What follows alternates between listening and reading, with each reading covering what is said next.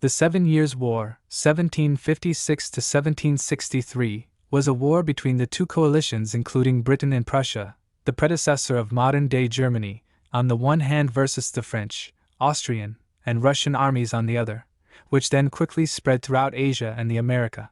In essence, this war was all about Britain and France vying for the world #1 spot of the warring parties.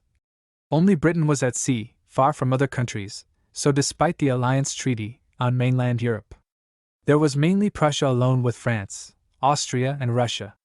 3 against 1, you are either crippled or hurt, and King Frederick II of Prussia was indeed struggling to stay alive when the Russian Queen Elizabeth suddenly died.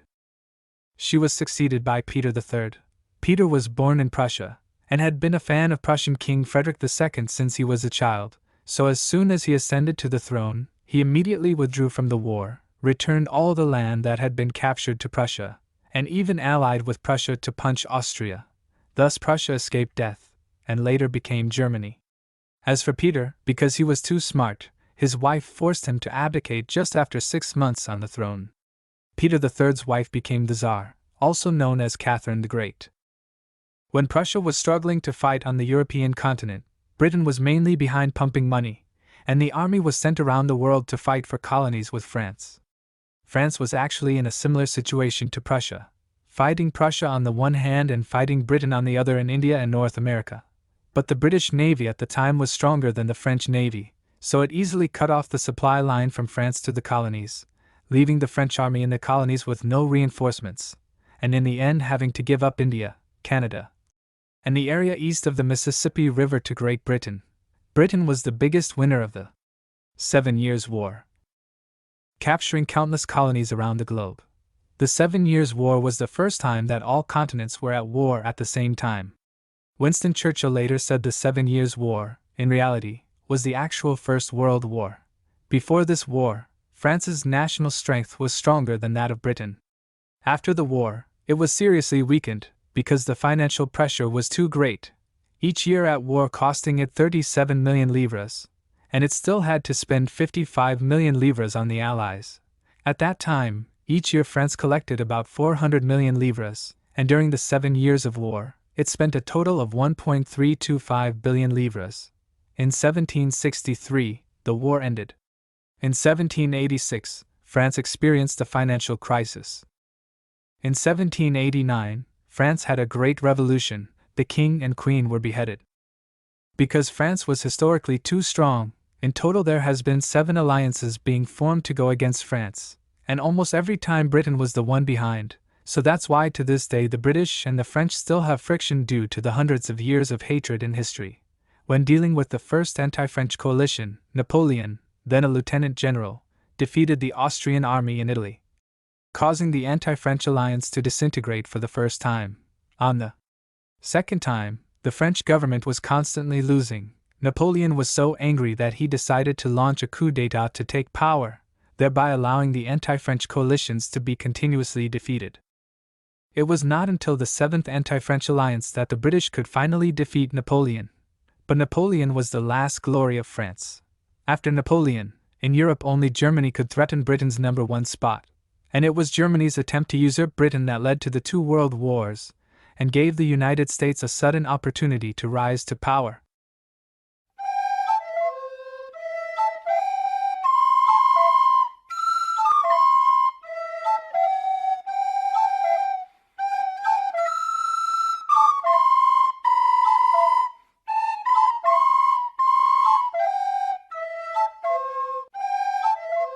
The French actually arrived in North America earlier than the British.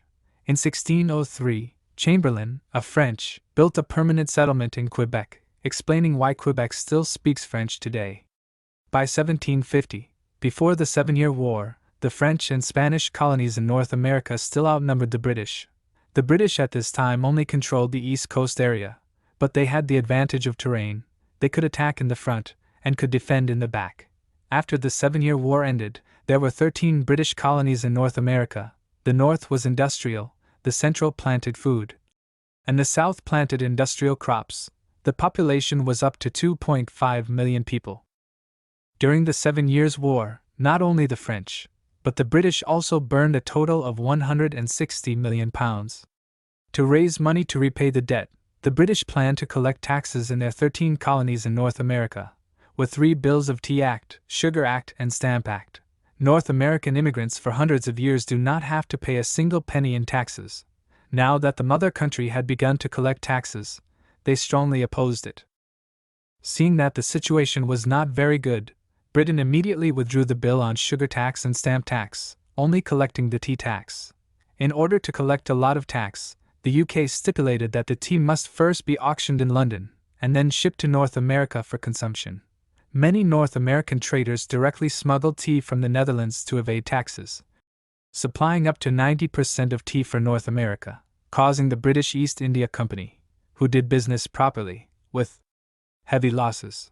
To support the East India Company, the British government passed the Tea Bill of 1773, allowing the East India Company to directly consume tea in North America without having to go through an auction, and possibly completely tax-free.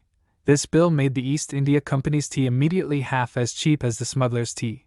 Suddenly losing business, the smugglers were so spicy that they went to bribe the local press, saying that the British government introduced the tea bill to entice the colonies to accepting taxes, kind of testing the water, so that later on they could collect all kinds of other taxes, and advising people not to be fooled by this. Controlling public opinion is basically controlling the hearts of the people, and North American people were shocked by the news, burning with anger and standing up to protest. In 1774, representatives of the colonies came to Philadelphia to open the first mainland conference, preparing to turn back on the mother country. A year later, the British sent troops to suppress, the colonists stood up to resist, and the War of Independence officially broke out. At that time, England was the second strongest in the world. The people of the North American colonies could no way resist the mother country. Britain was also the leading industrial nation and had the best naval forces in the world. There were 30,000 troops stationed in North America, all armed to the teeth, and the North American revolutionaries were militiamen and volunteers, armed with basically just a rifle as equipment. North America was still very poor at this time, and more than 1/5 of the people still supported the British Empire, so the revolution was not easy. In 1776, the Revolutionary Army led by Washington had only 4,000 people, the morale was low, and the revolution was about to be drowned in blood. Speaking of George Washington, he was born into a family of slave owners, and at the age of 27, there were 36 black slaves in his family. After marrying a rich widow named Martha, Washington literally became a sugar baby, having more than 200 black slaves in his hand. He was originally a soldier serving in the British Army, hoping to get the British nationality, but was defeated by the French in the Indian battlefield and had to surrender. And although he was later released, because he surrendered once in the past, he couldn't advance anymore. Washington was demobilized, leaving the future in his wife's house. He was able to become the commander-in-chief of the North American Revolutionary Army because he was the only general with real combat experience among them, albeit in defeat and capture. And Washington's army were indeed defeated and captured, but when there was about to have a possibility of surrendering again, Washington's savior appeared. It was the French King Louis XVI. When the North American War of Independence broke out, Louis XVI was only 21 years old, still young, still bitter of France's defeat in the 7-Year War, leaving the world #1 spot in the hands of the silly British. At this time, hearing that the North American colonists began to protest against Britain, Louis XVI was overjoyed and decided to support the Americans so that Britain would have to expend their resources even more. And so Louis XVI immediately sent people to get in touch with North America, signed a treaty of mutual defense with conditions, brought a lot of military supplies, in a period of 3 years giving a total of £1 million worth of weapons and aid for the Revolutionary Army. Not only supplies and weapons, Louis XVI also sent the Admiral of the Navy Count Grasse and the Lieutenant General of the Army, Count Rochambeau, to lead 12 warships and 5 ocean-going ships carrying 4,000 French troops across the Atlantic to arrive in North America and fight the British.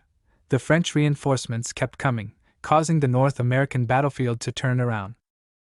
In 1781, before the Battle of Yorktown, Washington's army even had no money to pay its soldiers. About 10% of the soldiers rebelled, so Count Rochambeau had to give half of the French army's salary to Washington to calm down the situation. In the Battle of Yorktown, the French army was the main force. At sea, the North American Revolutionary Army had no troops. France had 32 warships and 15,000 navy. On land, the North American army totaled less than 8,000 people, while the French army had up to 8,800 people. Of the 375 cannons, 343 were French. The Yorktown campaign ended, the British army lost the battle, the British generals surrendered, but surrendered to the French because they knew that France was the main force. Count Rochambeau refused and sent Washington to accept the surrender of the British troops. Washington was too embarrassed to go, so Major General Lincoln took over instead. The great victory of Yorktown marked the victory of the North American War of Independence. But later in American history, very few people knew that Counts Rochambeau and Grasse were the ones who led the North American War of Independence to victory. The vast majority of people only know about the father of the country, Washington. All the credit belongs to him, and only him. Just like after World War II, with the absolute control of the American media, today the young generation mostly believes that the Americans defeated the Nazi Germany, while the Soviet Union's achievements were completely erased. The so-called North American War of Independence was actually a continuation of the 7 Years' War, a revenge of the French against the British. During the War of Independence, the Americans only spent $400 million, the French spent 1.3 billion livres, equivalent to $13 billion, 30 times more than the Americans. The British spent £200 million, equivalent to 1.2 times the country's GDP. But because of their big investment to take revenge on the British, France's financial situation worsened. In 1783, the North American War of Independence ended. 3 years later, the French financial crisis broke out. And 3 years after that, the financial crisis led to the French bourgeois revolution. The birth of America was just an unintended result of the struggle for hegemony between Britain and France. The end result of this struggle was the birth of the only global superpower. To summarize a bit, the 7-Year War broke out, with Germany, Prussia, alone taking on France, Austria, and Russia. Britain sent troops to fight for colonies with France in India and North America. Russia turned around, France lost the war, lost countless colonies to England. France was too bitter, deciding to support the British North American colony to gain independence.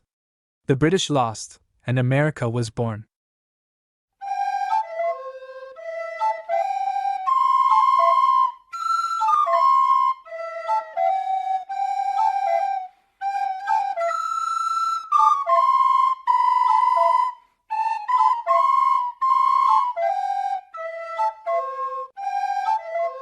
But France's favor to America even went beyond that.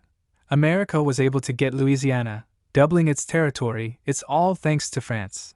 After the defeat in the 7 Years' War, France cut Canada to Britain, Louisiana to Spain, and went home panting in anger.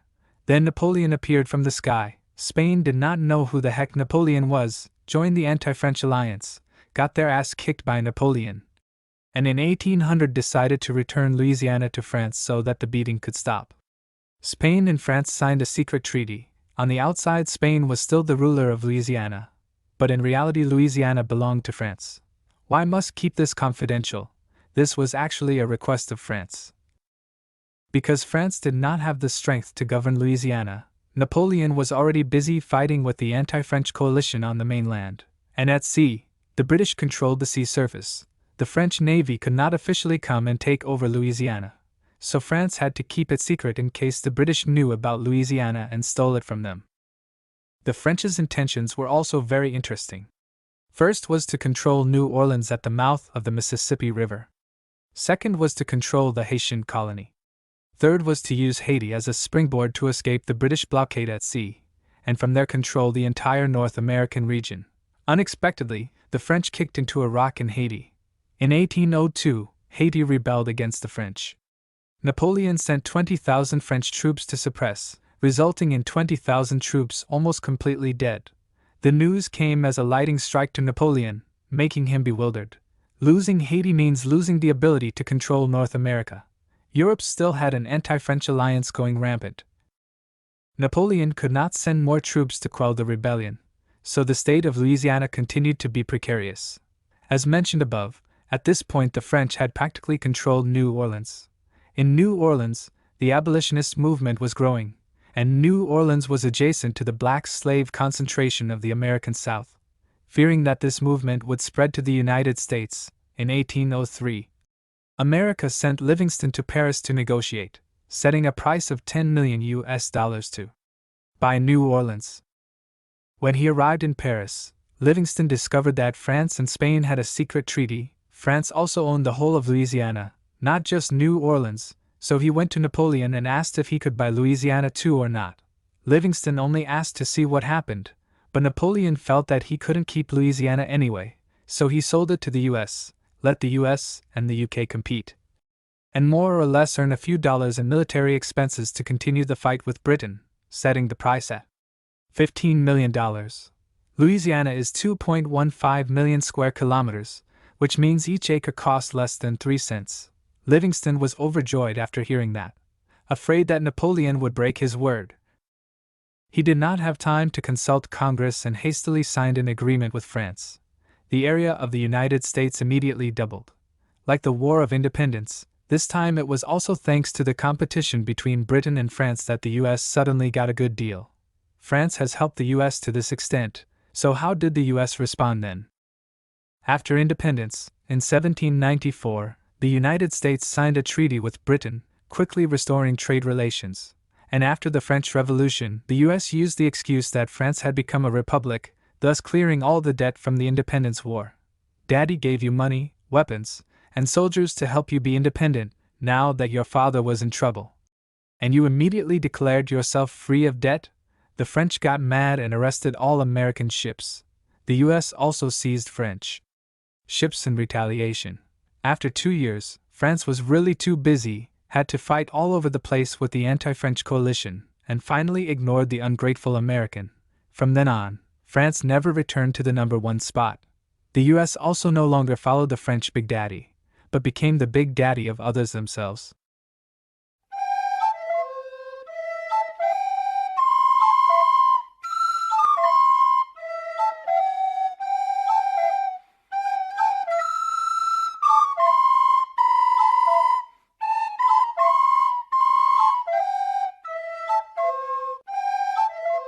After turning against France, the US worked hard in business for 50 years. In 1819, they took Florida from the Spanish. In 1840, their GDP was half of the British Empire. Cotton production accounted for 2/3 of the world. By 1860, the industrial output of North America ranked 4th in the world, reaching $1.88 billion. And the industrial crop farm in the South was also growing larger and larger. The number of black slaves amounted to 4 million people, with money and location in hand. America's ambition was also growing, starting to look at the neighbor, Mexico. But the US was a country with morality. There was no way it could just suddenly attack others. So before taking action, the US immediately stepped up its propaganda, basically saying, American democracy is so wonderful, so why should it be restricted by any borders? Even now, every time they want to distribute democracy, the US always has a very dignified reason: fighting against dictatorship, protecting human rights, or at least holding out a salt shaker before hitting.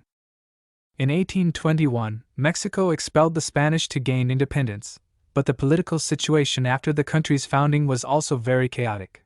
In the first 30 years, they replaced up to 50 governments and 31 presidents.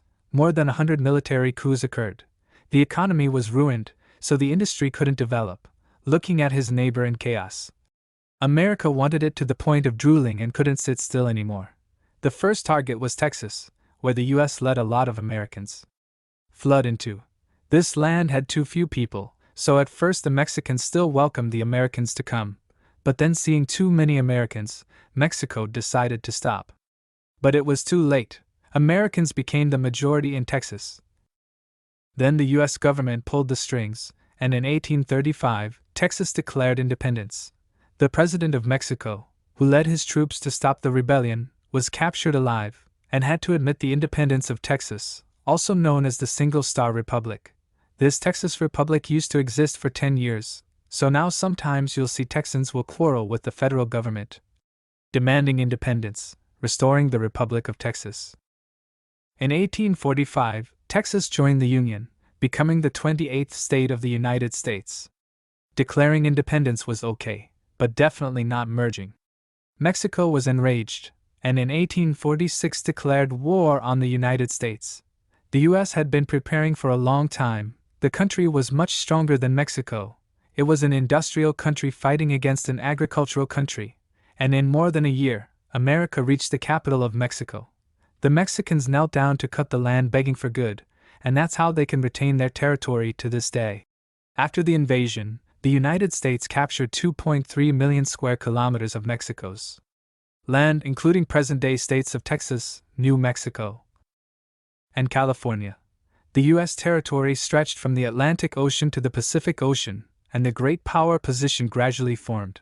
The area of 4 million square kilometers of Mexico decreased by 55%. At that time, the U.S. could completely swallow Mexico, but the U.S. thought of these Spanish-speaking, Catholic Mexicans, who had a huge cultural difference with the Americans and a large population, would later on become a potential disaster, decided to leave a portion of the territory to the Mexicans rather than chased and killed to the end. After that, the Mexicans still cried and cursed, "If you did it, then made it to the end, took over the whole country, so that we could become American." If it weren't for that half-ass attitude, we wouldn't have to find 1,000 ways to cross the border into the U.S.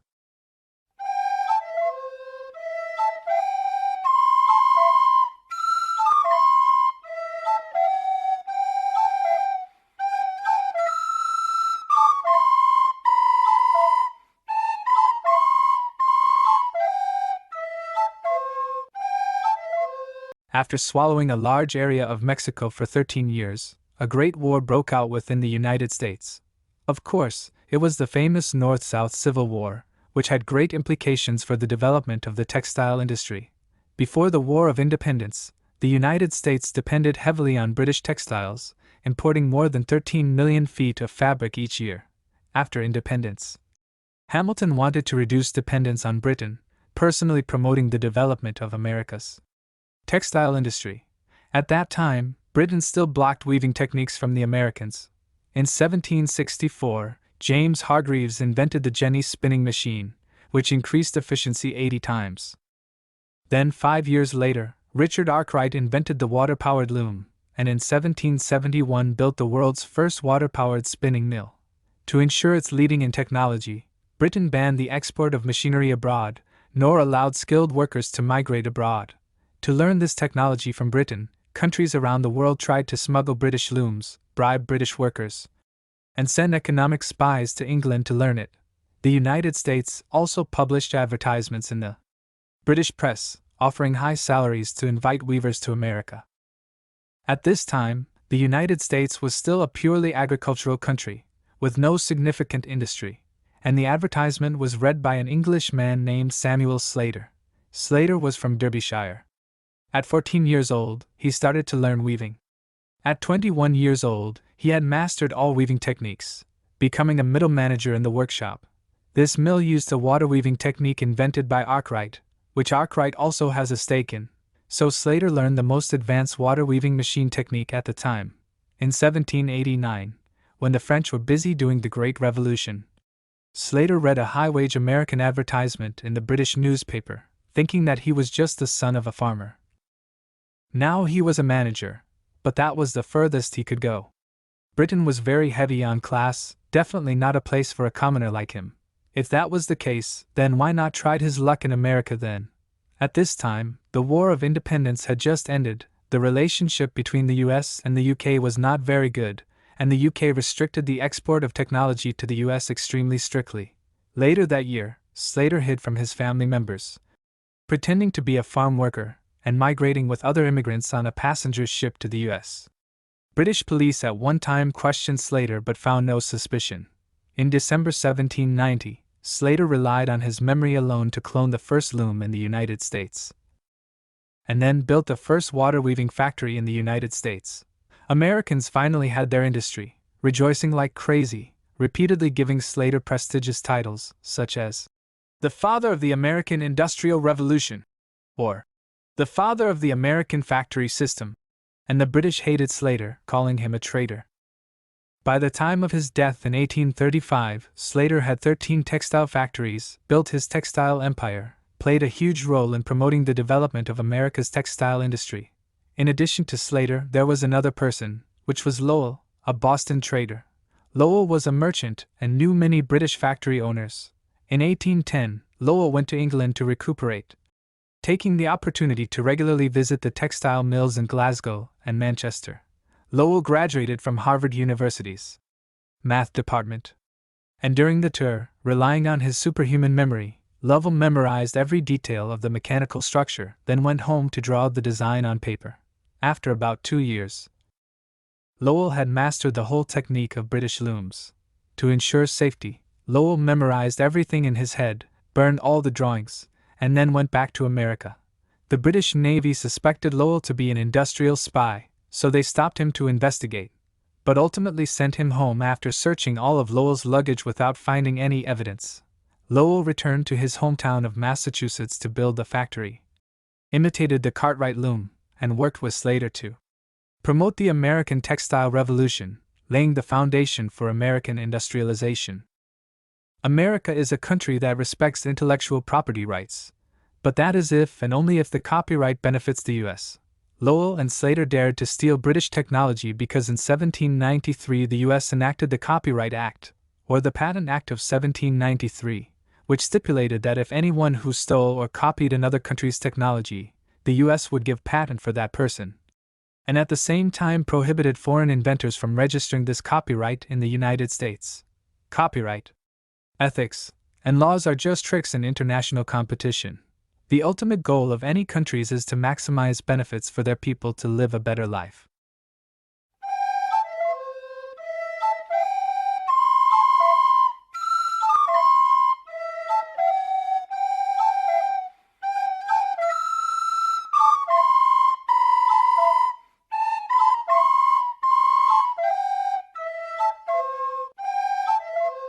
After having the weaving technology, in 1859, the number of cotton mills in the U.S. increased to 1091 factories.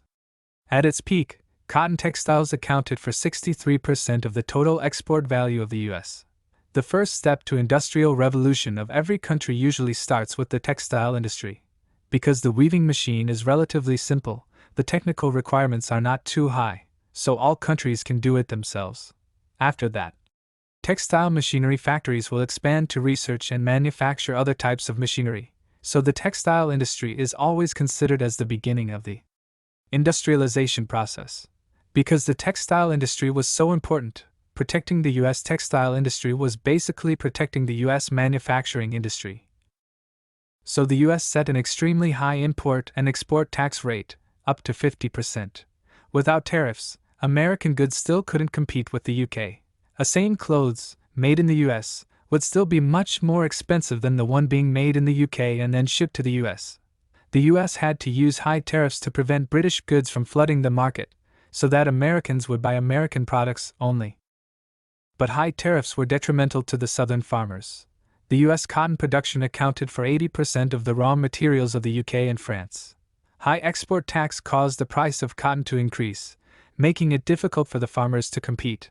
Moreover, the South needed to import black slaves. High taxes made the price to buy a slave go up to $1,800, equal to 17 years' income of an average American. So the Southern ranchers insisted on reducing taxes instead. Simply put, high taxes were beneficial for the industrial development in the North. Low taxes were beneficial for agriculture in the South as well as British and French export goods to the U.S. Because of this issue, the North and South were at odds with each other. In November 1860, Lincoln, who supported the North, was elected to be President of the United States. The state of South Carolina did not obey, announcing its withdrawal from the Union. 6 other states also declared their independence following the case. On February 18, 1861, the Southern states formed the Confederacy of America. On March 2, a few days before Lincoln's inauguration, 7 Southern states withdrew from the Senate, and the Senate continued to pass a law that increased tax, which took effect a month later. The North-South conflict could not be reconciled, and on April 12, 1861, the Civil War finally broke out. In the first stage, the Southern generals and soldiers dominated, the North mainly suffered on the battle. But the balance gradually tilted towards the North. The reason was very simple: it's because the North had industry. The South could only fight a few battles, while the North could fight a few years. Of course, the South knew this, so before the war was even declared, it had sent people to Europe to ask for help from Britain and France. As mentioned above, the South, Britain and France, shared the common interest of reducing taxes, while the North was a competitor of Britain and France, so Britain and France must definitely help the South, if Britain and France could send their troops to intervene in the Civil War after that. The future of America would be sure to be very different. But the US was really lucky, because at that time, three things happened that made Britain and France unable to intervene in the North-South Civil War. First, in 1861, England had a serious food crop failure, and wheat in the North was abundant. Britain, therefore, had to buy food from the North, didn't dare to officially turn against it. Second, the cotton production of Egypt and India at the time suddenly increased sharply, so the demand for cotton imports from the South decreased, making the South no longer so important to Britain and France. Third, at that time, there was a rebellion called the Taiping Heavenly Kingdom in China, affecting British and French business over there.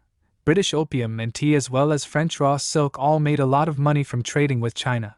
From these three reasons, Britain and France pondered over and over, weighed the advantages and disadvantages, and finally decided to help the Qing dynasty suppress the Heavenly Kingdom of Taiping, while ignoring the US, letting it solve its own problems.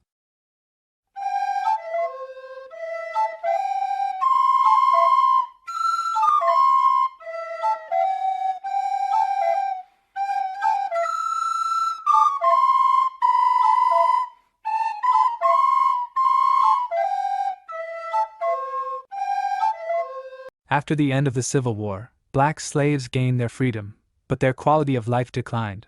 Before that, each of them cost $1,800 anyway, so expensive that the slave owner did not dare to torture too much. Now they were free. But how could they make a living then? Still going to work as hired laborers in plantations and factories, the food was not as good as before. And still having to work 14 hours a day.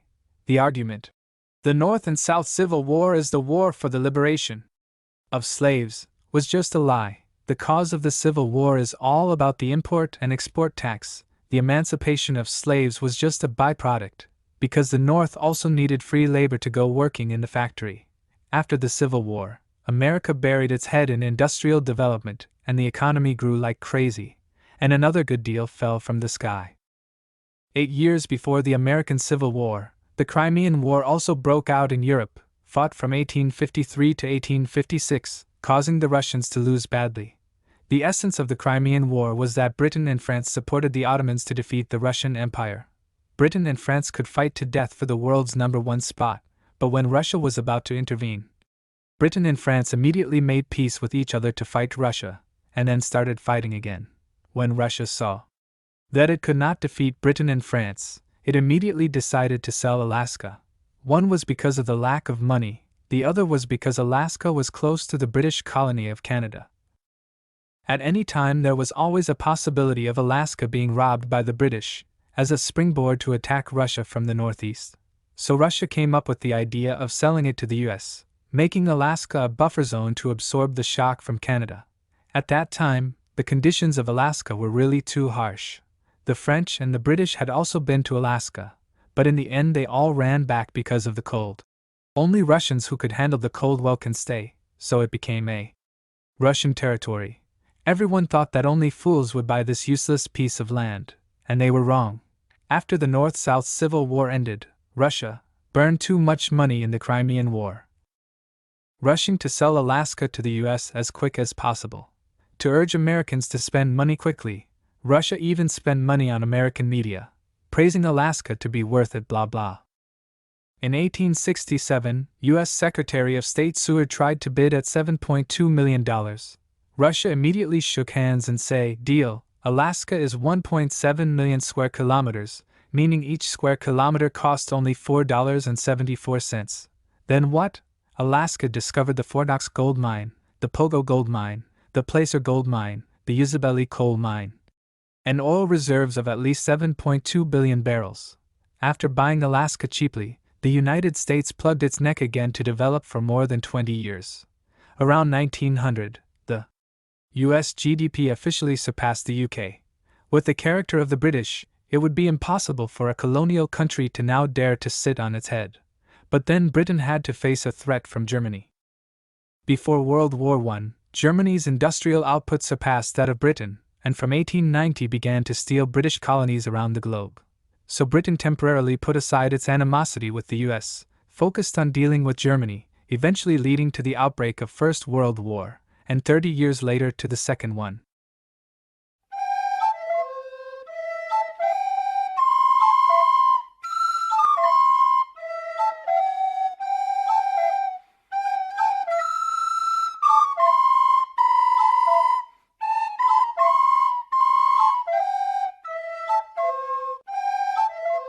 After becoming a great power, the US was not barking immediately, but used Spain to test its strength first. At that time, Cuba was a colony of Spain, and the revolutionary movement over there was brutally suppressed by Spain. In 1898, the US sent the battleship Maine from Florida to Havana on the reason that it wanted to protect American citizens from the oppressive activities of the Spanish colonists.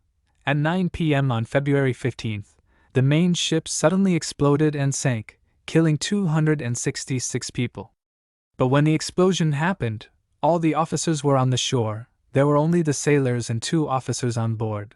The US insisted that the Spanish did it, and after a while of arguing, the 2 sides declared war.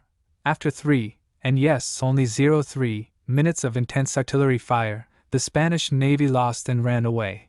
America conveniently ran to Asia, destroying the Spanish fleet in the Philippines.